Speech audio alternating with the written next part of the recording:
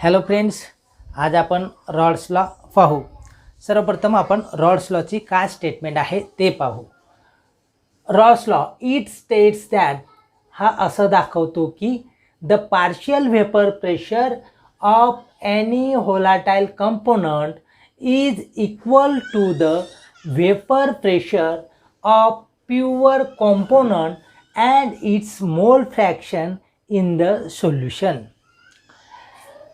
Rawls लॉच्या स्टेटमेंटनुसार जर आपल्याला एखाद्या व्होलाटाइल कॉम्पोनंटचं पार्शियल प्रेशर काढायचे असेल दिलेल्या सोल्युशनमध्ये, तर त्यावेळेस त्या व्होलाटाइल कॉम्पोनंटचा पार्शियल प्रेशर हा त्या प्युअर व्होलाटाइल कॉम्पोनंटचा वेपर प्रेशर आणि त्याचा मोल फ्रॅक्शन या दोघांचा गुणाकार केला तर आपल्याला त्या पर्टिक्युलर व्होलाटाइल कॉम्पोनंटचा पार्शियल प्रेशर काढता येतो। हेच रॉल्स लॉची स्टेटमेंट आहे। आपण एक एक्झाम्पल घेऊ। Suppose we consider a solution of binary mixture. एक बायनरी मिक्सचर घेऊ आपण की त्याच्यामध्ये A1 आणि A2 असे दोन व्होलाटाइल कॉम्पोनंटचं बायनरी मिश्रण असेल आणि त्याला आपण एक क्लोज्ड कंटेनरमध्ये घेतलेलं आहे। या ठिकाणी एक व्होलाटाइल कंपोनंट A आणि दुसरा व्होलाटाइल कंपोनंट आहे B। हे दोघं व्होलाटाइल आहेत।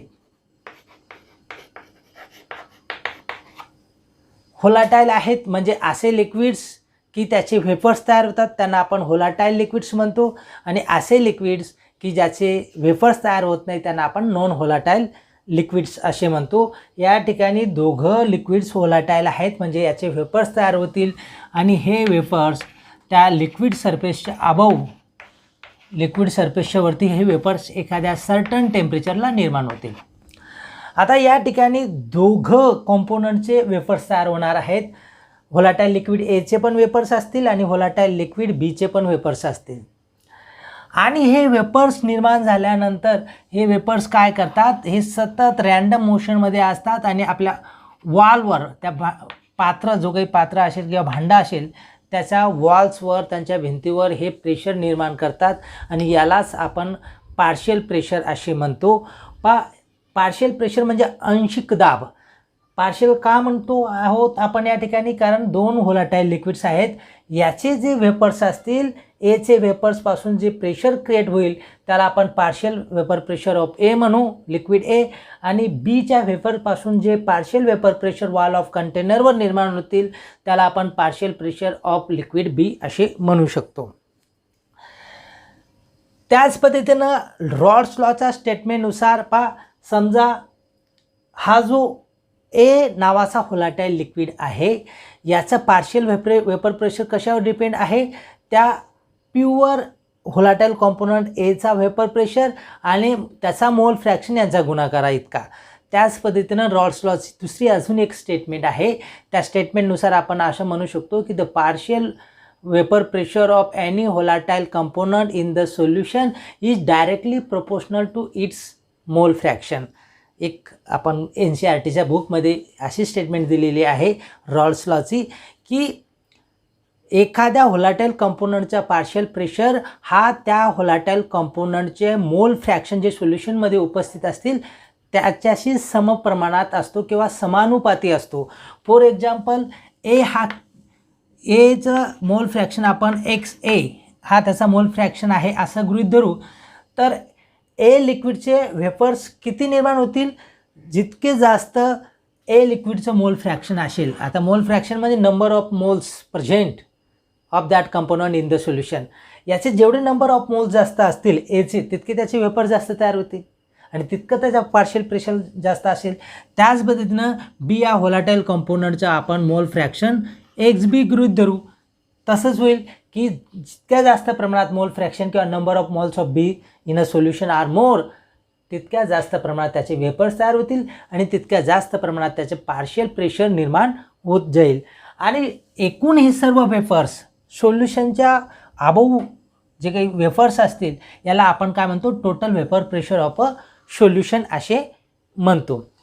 आता according to the statement of the Raoult's law आपण partial vapour pressure of component A असं लिहू शकतो P1, partial vapour pressure of component 1 that is A। तो आपण स्टेटमेंटनुसार काय लिहू शकतो, P01 x1, कारण स्टेटमेंटमध्ये म्हटलेलं आहे की कुठल्याही व्होलाटाईल कंपोनंटचा पार्शियल प्रेशर हा त्या प्युअर व्होलाटाईल कंपोनंटच्या वेपर प्रेशर आणि त्याच्या मोल फ्रॅक्शनच्या गुणाकारा इतका असतो. याला मी इक्वेशन नंबर 1 देतो. सेम एक्सप्रेशन आपण सेकंड कॉम्पोनंटला पण लागू करू शकतो, कारण बी हा जो कंपोनंट आहे त्याचा पार्शियल वेपर प्रेशर आपण P2 असे मानू, partial vapour pressure of component 2, आणि सेम P02 x2.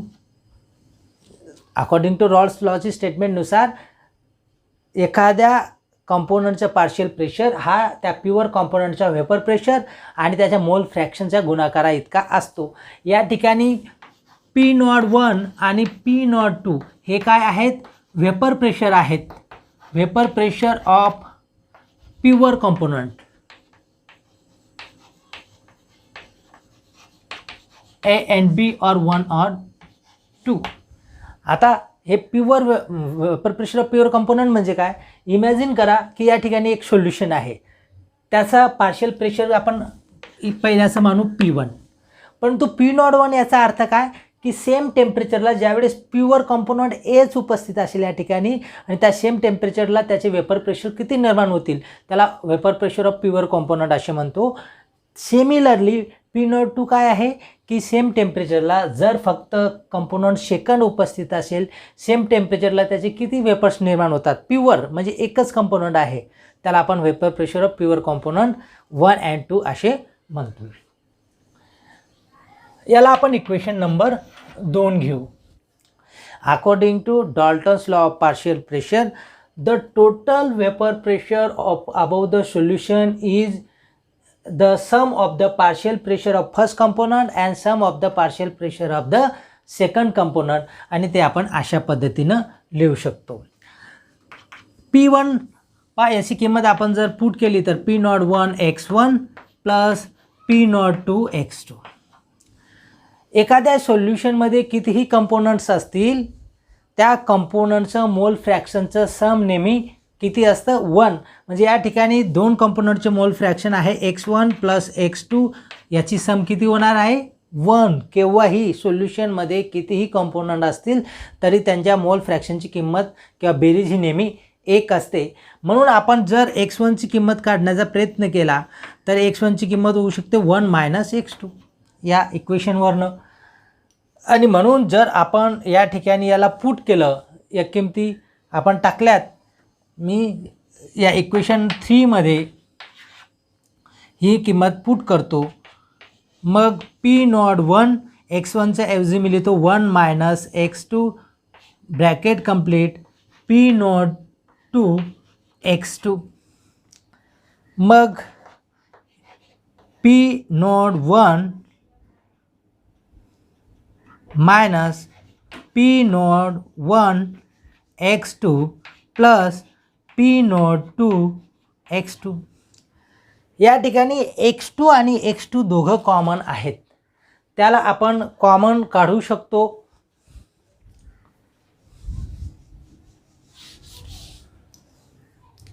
आणि म्हणून ही किंमत आपण परत PT असं लिहू शकतो, P01 प्लस, आता हा मायनस आहे आणि हा प्लस आहे म्हणून आपण सुरुवातीला प्लस लिहू, P02 मायनस P01 आणि ब्रॅकेटच्या बाहेर हा जो कॉन्स्टंट आहे कॉमन ते आपण लिहिलेला आहे आणि याला आपण इक्वेशन नंबर 4 देऊ. आणि आता याच्यावरनं आपण एक ग्राफ काढू या इक्वेशनसाठी. त्याच पद्धतीनं इक्वेशन नंबर 1 आणि इक्वेशन नंबर 2 वरनं आपण ग्राफ काढू शकतो.